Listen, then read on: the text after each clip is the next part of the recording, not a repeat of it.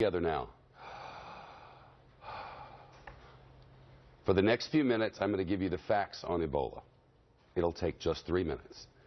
But first, today, given what we know, you should have no concerns about Ebola at all. None, I promise. Unless a medical professional has contacted you personally and told you of some sort of possible exposure, fear not. Do not listen to the hysterical voices on the radio and the television or read the fear-provoking words online.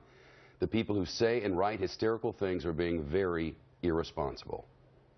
Here are the facts. A man contracted Ebola overseas. Tragically, he was dying in a Texas hospital. He was at his most contagious while showing the most severe symptoms. That's how Ebola works. And a healthcare worker at the hospital got the virus from him. She is doing well, she says, Skyping with her family from isolation just yesterday, saying she's blessed to have so much support and such great medical care. The CDC director told us, all of us, yesterday that he did indeed expect other healthcare workers at that hospital who treated that one dying patient to contract the virus. And that's now happened. Another healthcare worker at that same hospital now has Ebola. They tell us they're transferring her to Emory University Hospital in Atlanta. Now, before she showed symptoms, she flew from Cleveland to Dallas on Frontier Airlines. They say she should not have done that, but she did. But as we all now know, if you don't show symptoms, you are not contagious. She did not show symptoms, according to the doctors. Still, medical professionals are contacting everyone who was on that plane to make sure each person is okay.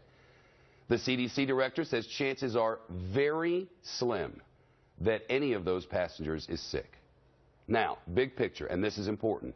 You have to remember that in the middle of all of this, you have to remember that there is politics in the mix.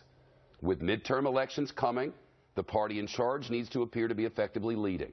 The party out of power needs to show that there is a lack of leadership. So the president has canceled a fundraising trip and is holding meetings, and his political opponents are accusing his administration of poor leadership. For the purpose of this fact dissemination exercise, those matters are immaterial. Again, these are the facts. We do not have an outbreak of Ebola in the United States, nowhere. We do have 2 healthcare workers who contracted the disease from a dying man. They are isolated. There is no information to suggest that the virus has spread to anyone in the general population in America. Not one person in the general population in the United States. Suggestions have been made publicly that leaders and medical professionals may be lying to us. Those suggestions are completely without basis in fact. There is no evidence of any kind of which we at Fox News are aware that leaders have lied about anything regarding Ebola. I report to you with certainty this afternoon that being afraid at all is the wrong thing to do. Being petrified, and that's a quote, is ridiculous. The panic that has tanked the stock market and left people fearful that their children will get sick at school is counterproductive and lacks basis in fact or reason. There is no Ebola spreading in America. Should that change, our reporting will change. But there is nothing to indicate that it will. Best advice for you and your family at this moment, get a flu shot. Unlike Ebola, flu is easily transmitted.